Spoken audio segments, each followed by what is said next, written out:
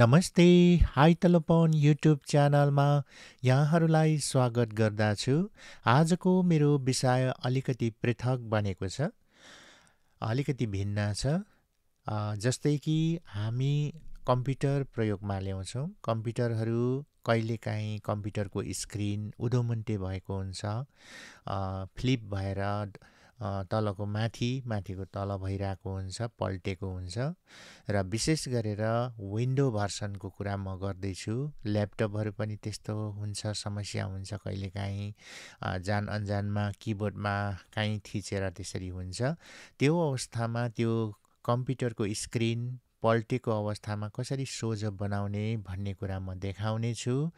यसको लागि मेरो कम्प्युटरको स्क्रिनमा आउनुहोस् र मैले यहाँ अङ्ग्रेजीमा लेखेको छु र अङ्ग्रेजीमा पनि hello, today I am going to show you that how to fix window screen upside down. उधोमुन्टे भएको विन्डोलाई कसरी फिक्स गर्ने, कसरी बनाउने भन्ने छ। र एक नम्बरमा हामी आउँ, लेट्स स्टार्ट।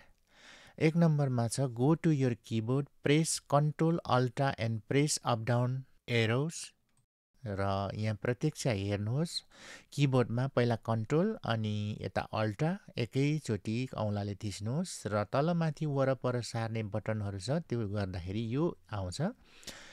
यहाँ आएपछि यो ल्यान्डस्केप भन्नेमा क्लिक गरेर किप चेन्जेसमा थिच्नुहोस्। यस्तो गर्दाखेरि पनि हुन्छ। र यो गर्दा गर्दै पनि तपाईँको कम्प्युटर उल्टा नै भइरह्यो भने अर्को प्रक्रिया पनि यहाँ म देखाउँदैछु। अर्को प्रक्रिया यहाँनिर 2 नम्बरमा अङ्ग्रेजीमा लेखिदिएको छु र बिस्तारै पढ्नेछौँ। 2 मा if does not work and still flipping then go to window setting अनि click display and find landscape. When you click that, you have to select and click landscape.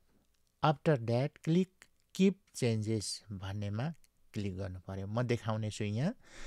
र यसको लागि देब्रपट्टि आएर यहाँनिर क्लिक गरेर सेटिङमा जानुपर्ने हुन्छ र सेटिङमा जाउँ।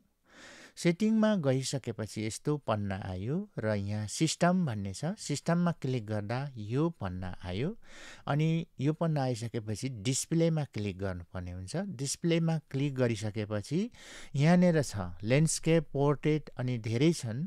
यसमा हामीले चाहिँ ल्यान्डस्केप फ्लिप्ड भन्नेमा क्लिक गर्नुपर्ने हुन्छ अनि किप चेन्जेसमा क्लिक गऱ्यो भने बनिन सक्छ। हवस् त, आजलाई यति नै। धन्यवाद।